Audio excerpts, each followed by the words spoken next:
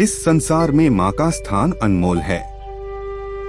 माँ केवल जीवन की आरंभिक परिचारिका नहीं होती, बल्कि वह जीवन की पहली शिक्षक, पहला मित्र और सबसे पहला आश्रय होती हैं। श्री कृष्ण के जीवन में मातृस्नेह का स्थान अत्यंत महत्वपूर्ण था। बचपन में उन्होंने अपनी माँ यशोदा के स्नेह में जीवन की हर खुशी और दुख का अनुभव किया। यशोदा ने उन्हें केवल शारीरिक पालन पोषण ही नहीं दिया, बल्कि जीवन जीने की सीख, करुणा और मानवता का मार्ग भी दिखाया। गोकुल में कृष्ण की शरारतें, मक्खन चोरी करना, गोपियों के संग खेलना, इन सब में भी यशोदा का प्रेम उनके साथ हमेशा रहा। माँ ने कभी उनकी हरकतों को केवल डांटा नहीं, बल्कि हर परिस्थिति में उन्हें सही और गलत का भेद समझाया। यही मातृभक्ति की शक्ति थी। श्री कृष्ण जब कंस और अन्य दुष्टों का सामना कर रहे थे, तब भी माँ की शिक्षा और स्नेह उनके साहस और निर्णयों का आधार बनी।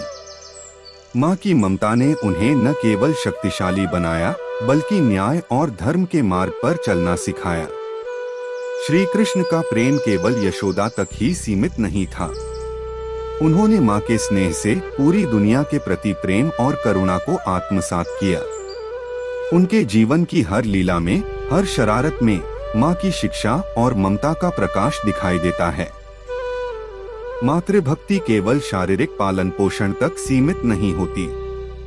श्री कृष्ण ने माँ यशोदा के प्रति जो सम्मान और प्रेम दिखाया, वह हमें यह सिखाता है कि माँ जीवन की पहली और सबसे महत्वपूर्ण गुरु होती हैं। उनकी शिक्षा हमें मानवता, करुणा और प्रेम की सीख देती है। श्री कृष्ण की जीवन गाथा यह भी सिखाती है कि माँ के प्रेम की शक्ति से जीवन के हर संकट का सामना किया जा सकता है।